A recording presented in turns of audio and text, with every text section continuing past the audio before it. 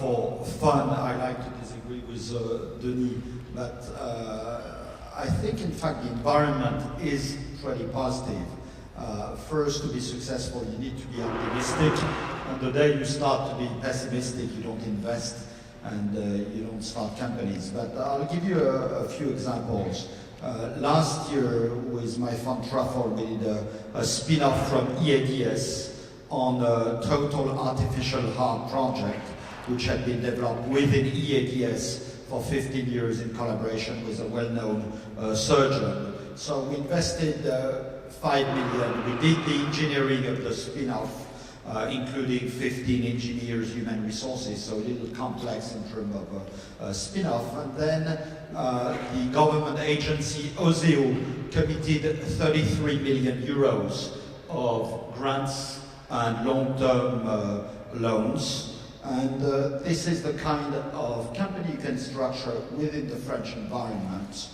So the state often is a little heavy, but it has also a lot of benefit between various status, young innovative enterprise, research tax credit, which is not perfectly designed, but is still a big plus, this type of grants. And with respect to the difficulty Denis mentioned on the obligations of FCPI, venture funds which are raised with taxpayers benefiting from tax credit, yes, there was a law which was passed which would mandate the investment of 50% of the fund within 6 months and 100% within a year, which was totally ridiculous from a good management standpoint of a venture fund and the need to reserve funds for the same company over the years.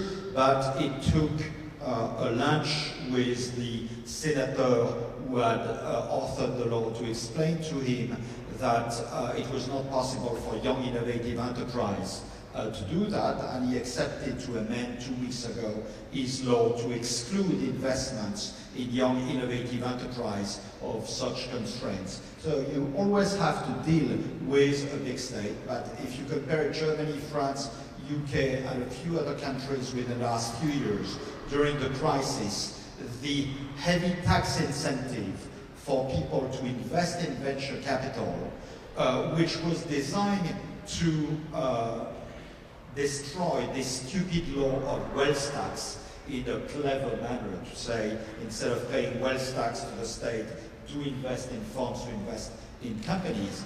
That has allowed French venture capital not to collapse as compared to other countries, since institutional investors stopped investing in private equity in the last 2 years, even LBO, unfortunately LBO, which was taking most of the money from institutional investors. So I'm in fact very optimistic, and in terms of opportunities, we are currently working on a US spin-off of a company which has difficulty to raise funds, a medtech company.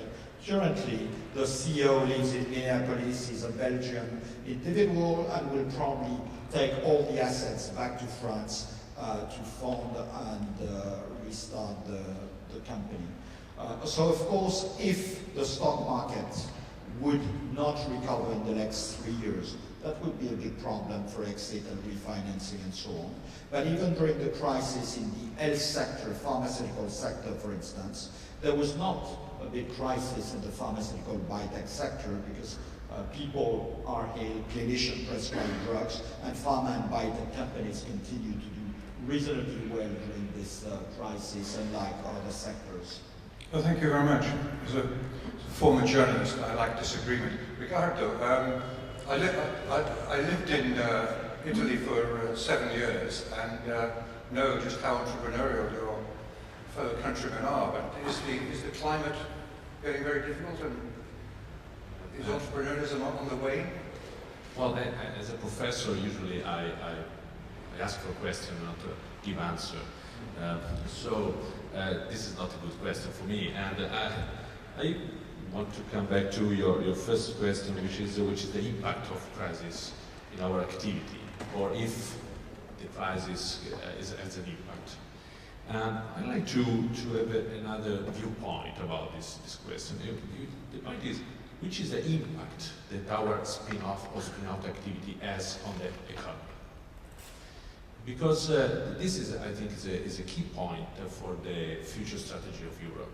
If we want to be or remain competitive with respect to US or Far East, is our activity in producing knowledge and licensing knowledge through spin-out, for instance, has an impact on decision at the political level for economy, for industry or not? Are we significant for the decision that Europe will have in the next 10 years or not? Because I believe that we should manage an hypothesis in the system in Europe will comprise a pool with all the actors that can play in order to design a strategy for exit the crisis. Because the crisis is for everyone, it's not for us, everyone. And perhaps the future is for everyone, not for me, or for you, or for us. So, I prefer not to consider that the crisis has an impact on me, or on university, or on research, but that we all are in the crisis, and how can we promote the exit, which is the exit strategy? Are we actors in exit strategy or not? Are we waiting for something that change or not? So, in my hypothesis, we should change very rapidly the strategy of what we are doing now, which is not more from lab to market, right? From lab to wealth. We have to produce something that has an impact in the society. Now we are not doing this, in my opinion, my personal opinion. We are doing very good things. A lot of spin-out has grown in Europe in the last 10, 15 years. The university behave very well.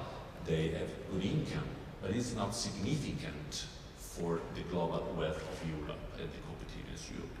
So in this framework, Italy surely is very bad. I think it's not my fault, but I will try to do better in the next year. Thank you. I think it's good that you brought up the European dimension.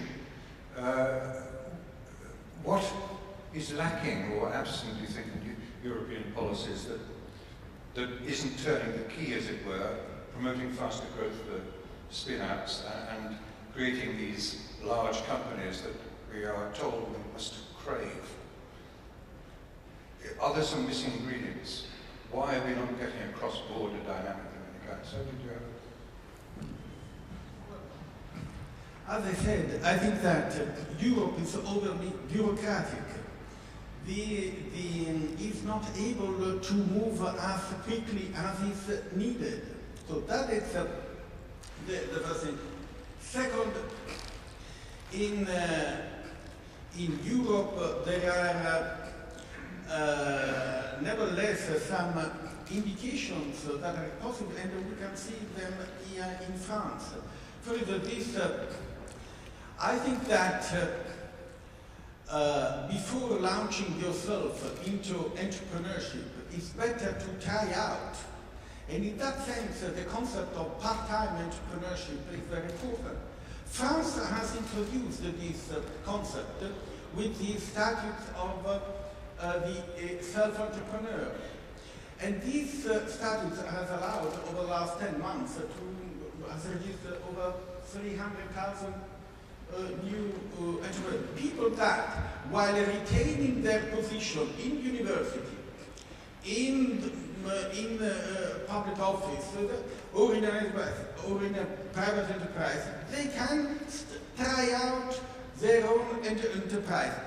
If it works, fine. But if the combination of the security of a wage-earning job with the opening to try out, I think this is something positive that may be extended throughout Europe. So I think that there are here and there some innovations, like, but I want to say concerning that we should not focus too much on venture capital, because venture capital is not the main source of funding innovative